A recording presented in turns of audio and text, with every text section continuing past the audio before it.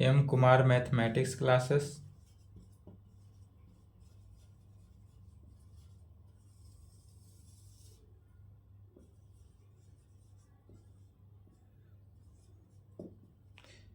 एक अक्टूबर हुआ आज, क्लास 11th,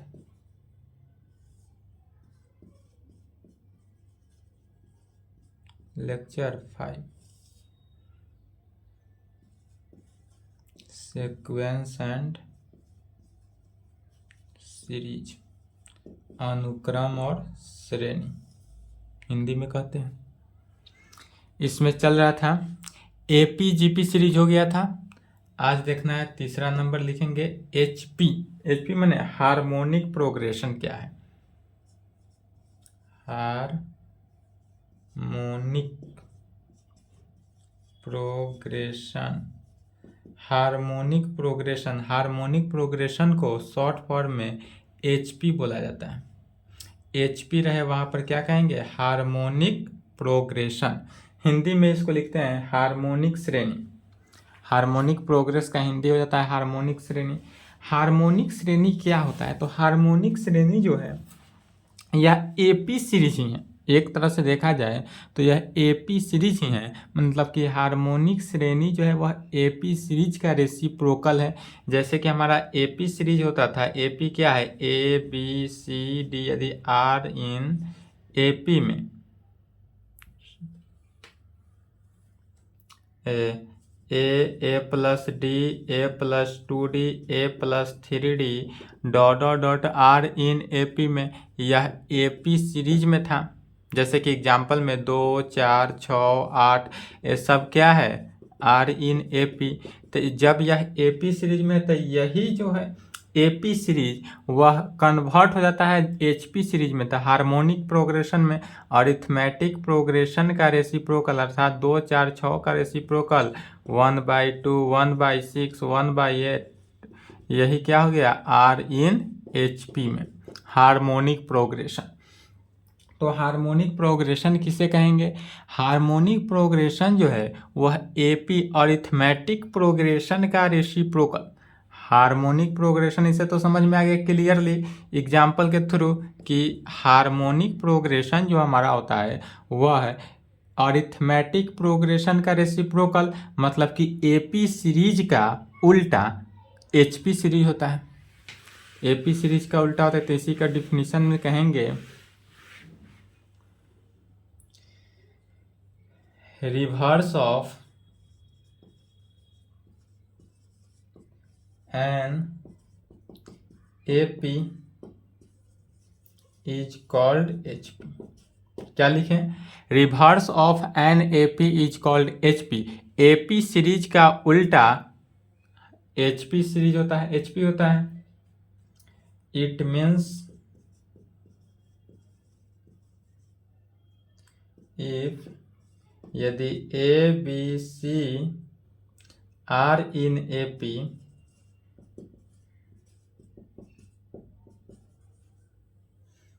देन, यदि A B C are in AP then तब 1/A, 1/B, 1/C are in HP, are in HP. And if यदि A B C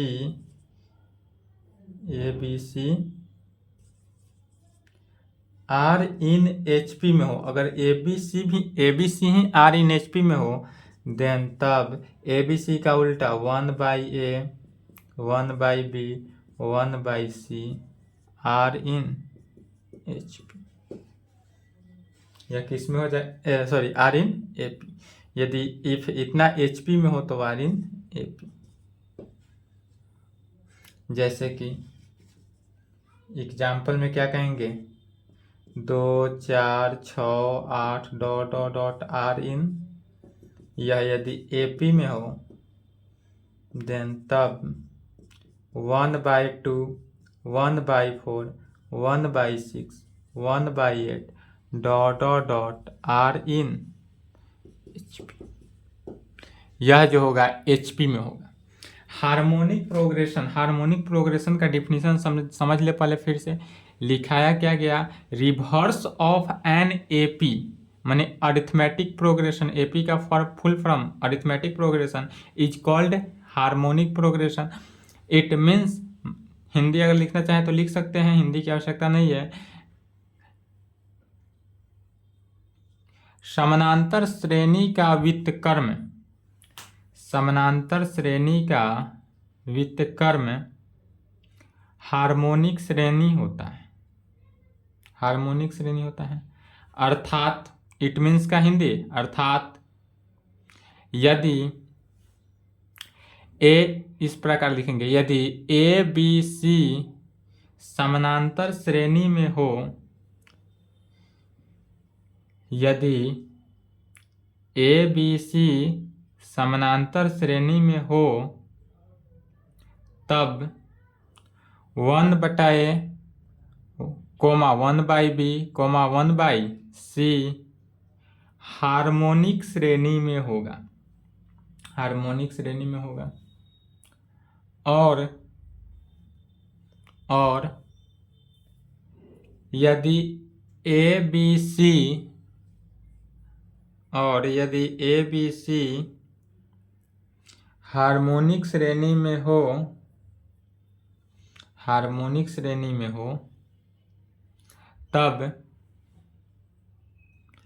1/A, 1/B, 1/C समानांतर श्रेणी में होगा, समानांतर श्रेणी में होगा। जैसे कि एग्जाम्पल में 2, 4, 6, 8 क्या है, आर इन एपी है, देन तब 1/2, 1/4, 1/6, 1/8 क्या होगा, आर इन एचपी में। Reverse of an AP is called HP, माने एपी सीरीज का रिवर्स, उल्टा, व्युत्क्रमानुपाती, रेसिप्रोकल, एपी सीरीज का रेसिप्रोकल एचपी होता है। बात बाकी क्या है, सभी सेम है, सभी एपी के फॉर्मूला से। अब जितने भी आएगा सभी क्या होगा, बनेगा एपी सीरीज के फॉर्मूला से बनेगा। तो चलिए यहां तक लिखे, तो हिंदी हो गया ना, हिंदी लिख लें।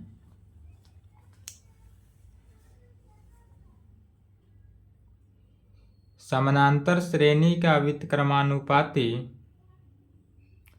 समानांतर श्रेणी का व्युत्क्रमानुपाती हार्मोनिक श्रेणी होता है। अर्थात यदि 1/A, यदि ए बी और ए बी सी, यदि ए बी सी समानांतर श्रेणी में हो, यदि ए बी सी समानांतर श्रेणी में हो, देन का हिंदी होता है तब 1/A, 1/B, 1/C हार्मोनिक श्रेणी में होगा, हार्मोनिक श्रेणी में होगा। तथा यदि ए बी सी हार्मोनिक श्रेणी में हो, यदि ए बी सी हार्मोनिक श्रेणी में हो, तब 1/A, 1/B, 1/C समानांतर श्रेणी में होगा, तब 1/A, 1/B, 1/C समानांतर श्रेणी में होगा। ठीक है, एग्जाम्पल में इसको लिखिए फास्ट।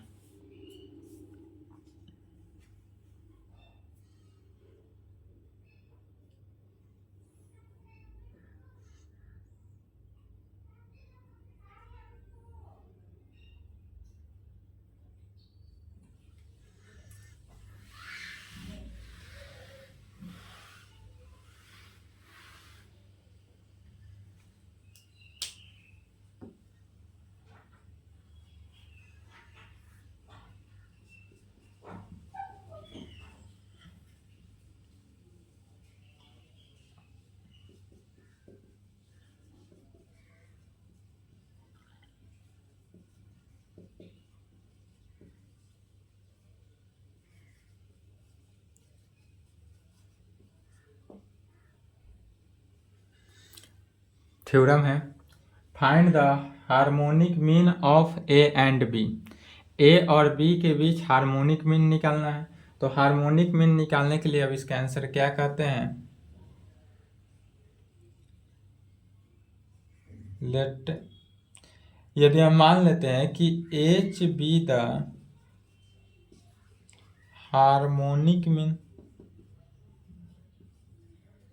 ऑफ किसका, ए एंड बी का, यदि लेट हम मान लेते हैं let H be the harmonic mean of A and B, H जो है वह हार्मोनिक मीन है किसका, ए और बी का, अर्थात A comma H comma B are in H P. अब जो होगा यह एच पी में हुआ, क्या हुआ, यदि लेट हम मान लिए कि H be the harmonic mean of A and B है, तो इसलिए A H B are in किस में, एच पी में। अब एच पी में है तो एच पी के डिफिनीशन से, एच पी में कोई भी प्रोग्रेस है तो एच पी के डिफिनीशन से इसको क्या करेंगे, सबसे पहले ए पी में कन्वर्ट करेंगे। तो ए पी में कन्वर्ट करने के लिए क्या करते हैं, रेसिप्रोकल लेते हैं। जस्ट अभी डिफिनीशन एग्जाम्पल से क्लियर हो गया होगा कि एच पी यदि दिया है तो उसको कैसे कन्वर्ट करेंगे, पहले ए पी में। तो यह जो है क्या हो जाएगा, 1/A 1/H 1/B are in A P में। यदि हमारे पास A H B are in H P में हो देन तब 1/A 1/H 1/B are in A P में होगा। क्यों होगा, तो by definition of H P, harmonic progression के डिफिनीशन से, by definition of H P मैंने हार्मोनिक प्रोग्रेशन के डिफिनीशन से। तब यहाँ पर किस में कन्वर्ट किए, एपी में। एचपी सीरीज को एपी सीरीज में कन्वर्ट कर लिए। अब एपी सीरीज का क्या जानते हैं, second term minus first term by using AP formula. अब एपी के फॉर्मूला को यूज करेंगे तो एपी के फॉर्मूला क्या जानते हैं, second term minus first term is equal to third term minus second term में। बाय यूजिंग फॉर्मूला किसको, second term minus first term is equal to third term minus second term, AP के formula से। तो यहाँ पर second term minus first term अर्थात 1/H minus 1/A is equal to किसके, third term 1/B minus second term 1/H की। 1/H right में ले लेंगे तो 1/H plus 1/H is equal to 1/A plus 1/B में 1/A प्लस 1/B। लेफ्ट में क्या हो गया, 2/H is equal to right में A plus B divided by A B, A plus B divided by A B में। इसलिए H का value क्या निकलता है, H is equal to twice A B divided by A plus. इसलिए H बराबर क्या निकला, twice A B divided by A plus B. तो हार्मोनिक मीन कितना निकला, twice A B divided by A plus B. चलिए यहाँ तक लिखेंगे, यहाँ तक लिखें।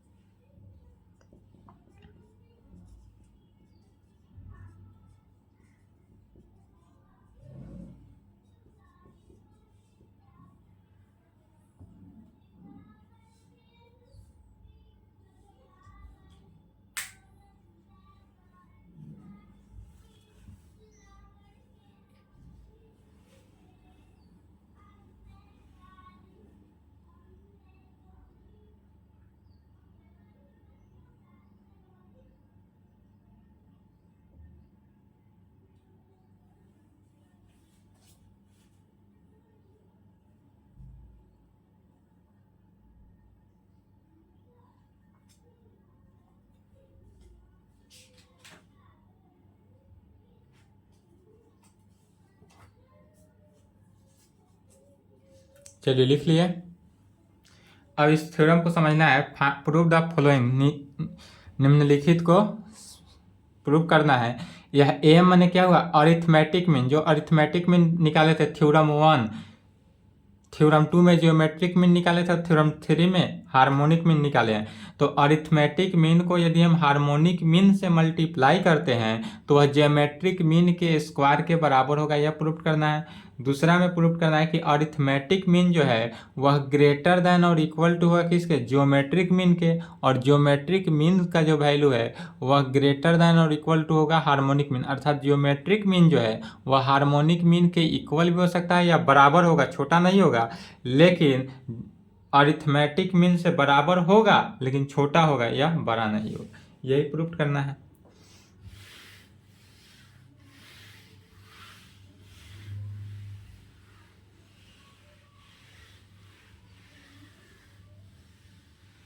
चलिए थ्योरम 4 का सॉल्यूशन देखते हैं।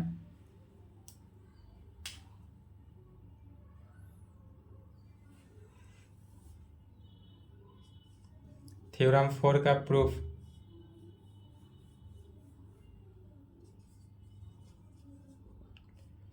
क्या करते हैं, सबसे पहले सपोज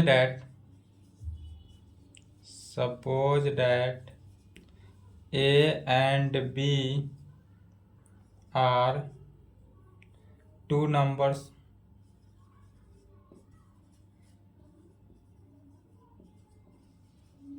सबसे पहले सपोज डेट मान लेते हैं कि ए और बी आर टू नंबर्स हैं।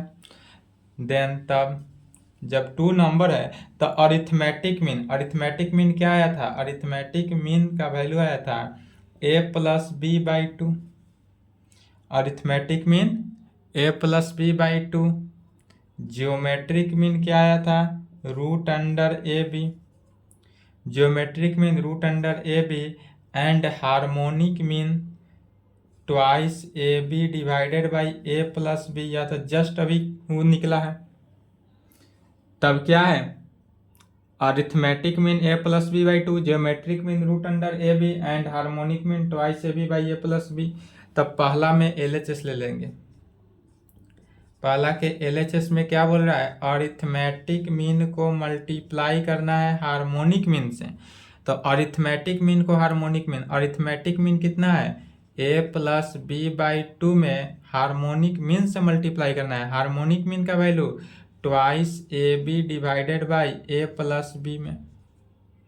अब यहाँ से देखेंगे तो 2 से 2 cancel, A plus A B से और ए प्लस बी कैंसिल, तो यहाँ पर क्या निकला, ए बी आया। फिर राइट हैंड साइड ले लेंगे। राइट हैंड साइड में क्या दिया हुआ है, ज्योमेट्रिक मीन का होल स्क्वायर, ज्योमेट्रिक मीन का वैल्यू है रूट अंडर ए बी, तो रूट अंडर ए बी का होल स्क्वायर क्या हो गया, ए बी। तो left hand side is equal to right hand side है, कहेंगे चूंकि left hand side is equal to right hand side, left hand side equal है किसके, राइट हैंड साइड के बराबर, इसलिए यहाँ पर कह सकते हैं कि arithmetic mean into harmonic mean is equal to geometric mean का होल स्क्वायर।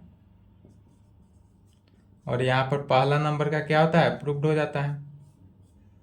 यही जब दूसरा नंबर दे, arithmetic mean greater than equal to geometric mean greater than equal to harmonic mean के, तो इसके लिए क्या करेंगे, इसके लिए सबसे पहले समझेंगे अरिथमेटिक मीन से ज्योमेट्रिक मीन को घटाएंगे।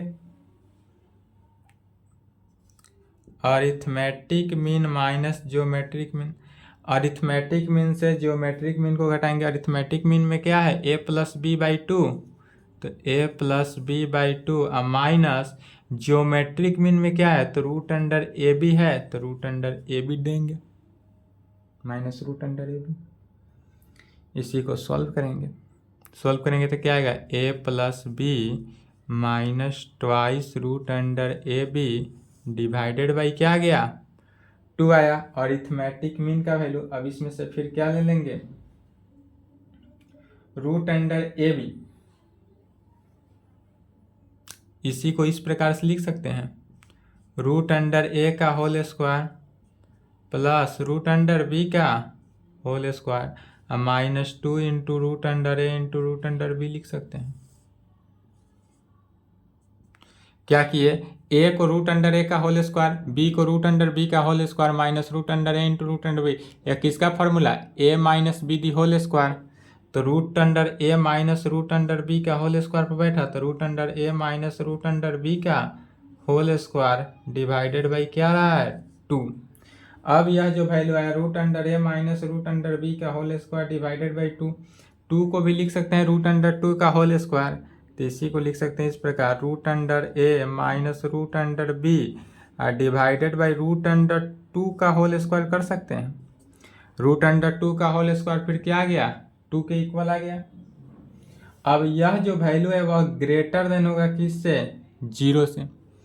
Root under A minus root under B divided by root under 2 का होल स्क्वायर ग्रेटर देन 0 क्यों हुआ, क्योंकि अब किसी भी फंक्शन का जब हम निगेटिव भी रहे और निगेटिव का भी अगर होल स्क्वायर, जैसे मान लेते हैं -5 है, तो -5 का होल स्क्वायर कितना हो गया, 25 हो जाएगा, पॉजिटिव ही आएगा।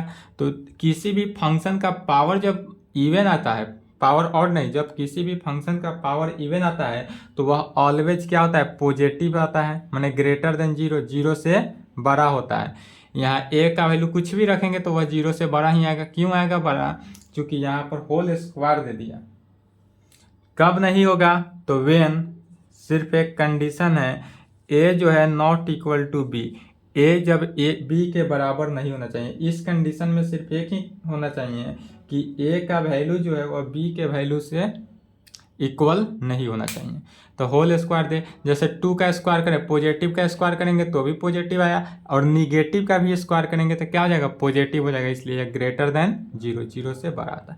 चलिए यहाँ तक पहले लिखे तो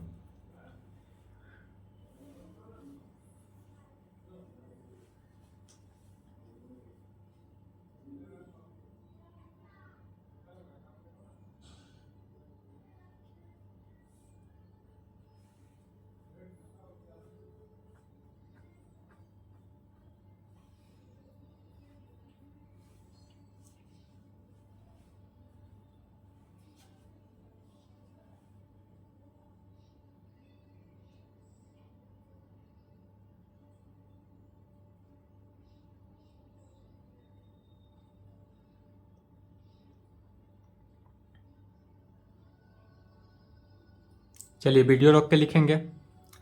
अब इस कंडीशन से हमको क्या पता चला कि यह वैल्यू तो ग्रेटर देन 0 है, अर्थात arithmetic mean minus geometric mean का जो वैल्यू आया वह ग्रेटर देन 0।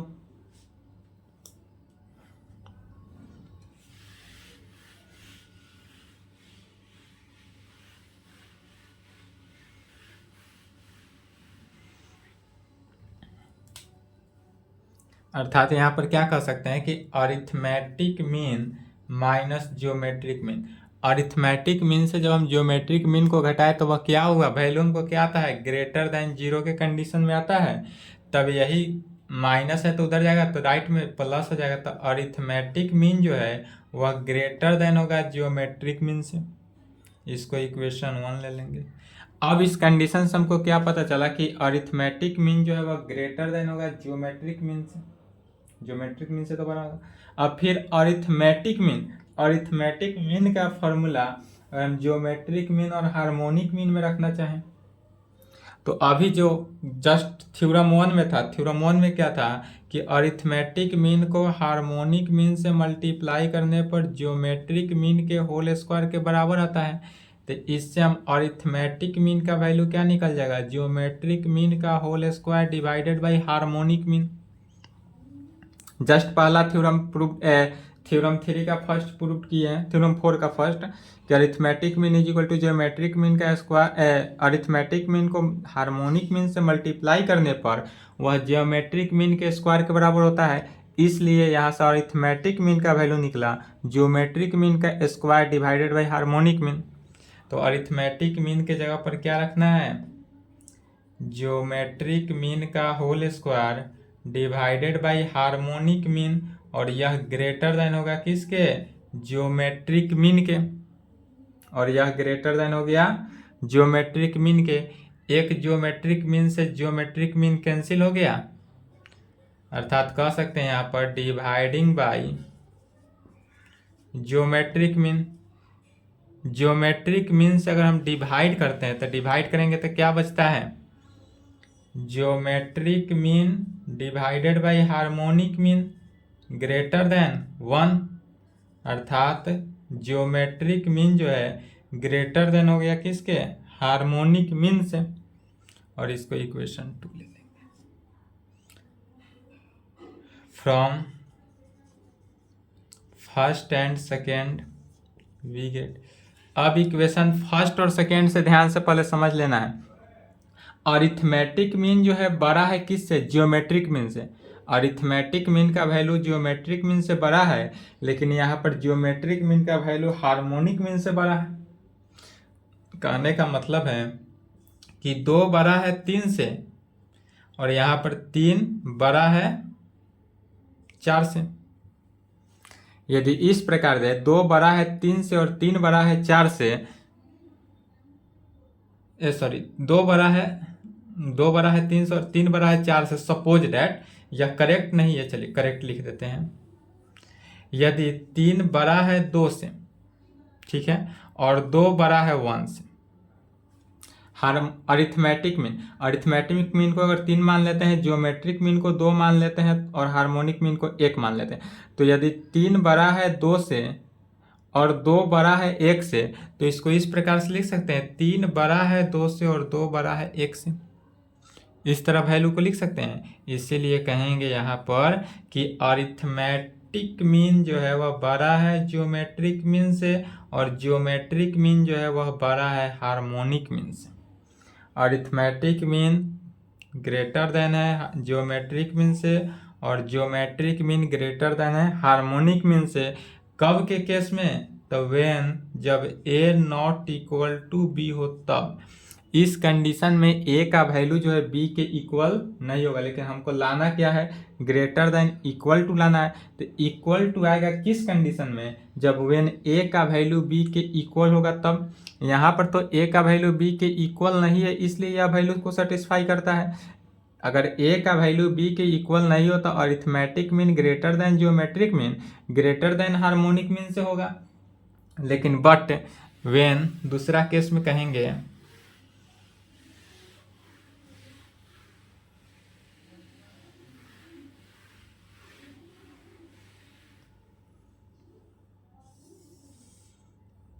व्हेन जब a का वैल्यू b के इक्वल हो, when a is equal to b हो, तो a इक्वल टू b कहने का मीनिंग क्या होगा कि अरिथमेटिक मीन का वैल्यू तो a प्लस b बाई 2 होता है। अब a का वैल्यू, a के जगह पर b का वैल्यू हम a रख देते हैं, तो 2a बाई 2, 2 से 2 कैंसिल हो गया, a आया। अरिथमेटिक मीन का वैल्यू क्या आ रहा है, a। ज्योमेट्रिक मीन निकालेंगे। ज्योमेट्रिक मीन क्या होता है, root under A B, root under a into A, root under a square is equal to a। And harmonic mean का वैल्यू क्या होता है, twice A B divided by A plus B. तो 2a into B के जगह पर भी a रखेंगे, divided by A plus A is equal to twice A square divided by 2a, cancel हो जाएगा a। तो अरिथमेटिक मीन यहाँ पर क्या आ रहा है, अरिथमेटिक मीन का भी 1, ज्योमेट्रिक मीन का भी a, और हार्मोनिक मीन का भी a। मैंने कहने का मीनिंग है arithmetic mean is equal to geometric mean is equal to harmonic mean is equal to a के बराबर आया। सभी का सभी वैल्यू a के बराबर आया, इसलिए कह सकते हैं कि arithmetic mean is equal to geometric mean is equal to harmonic mean. कहाँ पर, व्हेन जब a इक्वल टू b हो तब, a का वैल्यू b के इक्वल हो तब arithmetic mean, geometric mean, harmonic mean तीनों आपस में इक्वल होगा। इसलिए now for any two number, अब एनी टू नंबर के लिए कहेंगे तो arithmetic mean greater than equal to geometric mean greater than equal to harmonic mean. किस कंडीशन में, एनी टू नंबर्स के लिए। जो 2 नंबर्स है तो पहला नंबर में क्या आया, ग्रेटर के केस में, और दूसरा में इक्वल टू, और दोनों केस में क्या हो सकता है, अरिथमेटिक मीन ग्रेटर देन, और हैंस प्रूफ। चलिए यहाँ तक लिखे तो यही प्रूव करना था।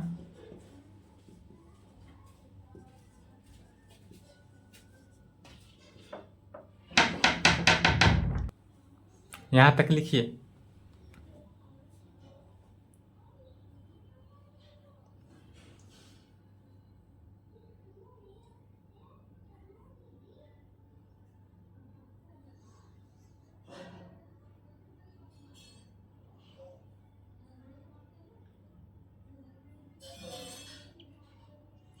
चलिए वीडियो रोक लें।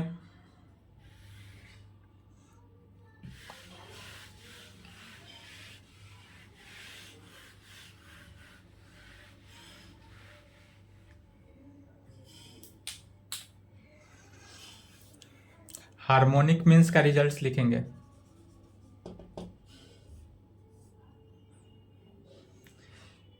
पहला, हार्मोनिक्स मीन्स यदि अरिथमेटिक मीन में हार्मोनिक मीन से मल्टीप्लाई करते हैं।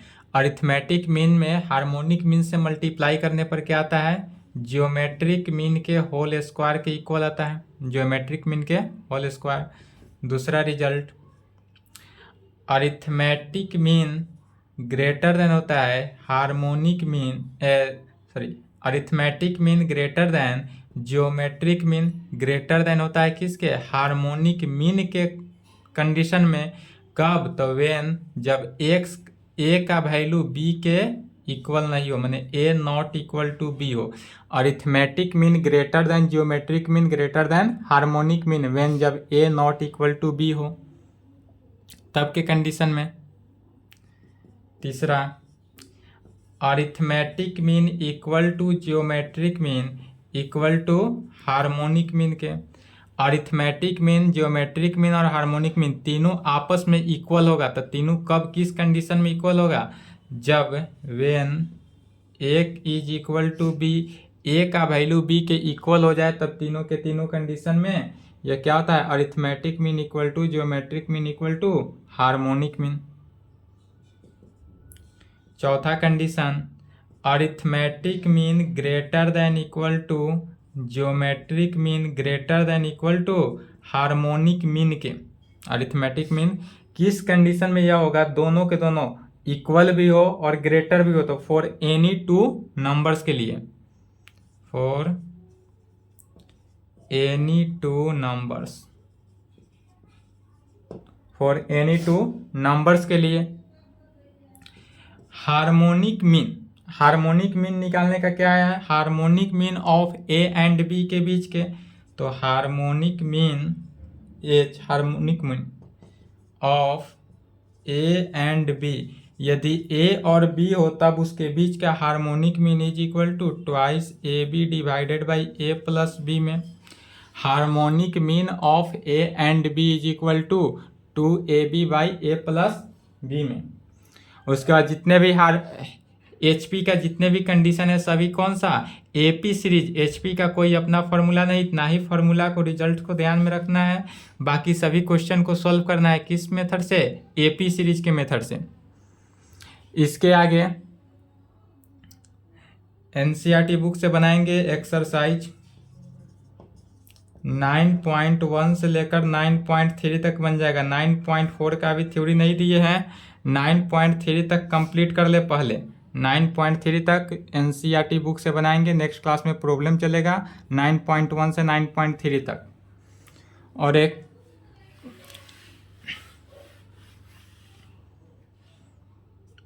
छोटा सा इंफॉर्मेशन देख ले।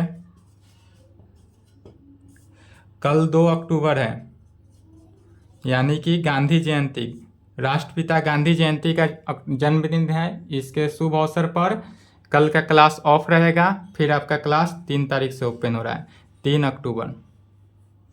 कल कोई भी वीडियो नहीं मिलेगा, 3 अक्टूबर से फिर आपका क्लास रेगुलर हो जाएगा। चलिए, गांधी जयंती के अवसर पर एक दिन का छुट्टी है, यहाँ तक कंप्लीट कर लें। क्वेश्चन बनाएंगे 3 तारीख को। क्या मिलेगा आपको? एक्सरसाइज 9.1 का सॉल्यूशन मिलेगा।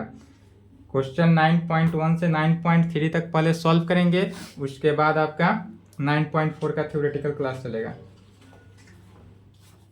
चलिए लिखें यहाँ तक।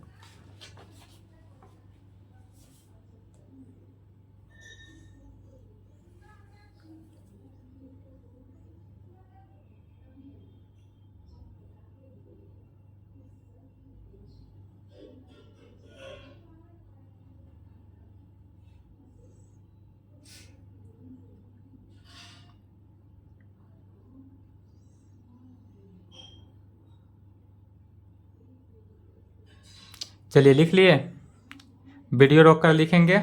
आज की क्लास को यहीं पर संपन्न करते हैं। ओके।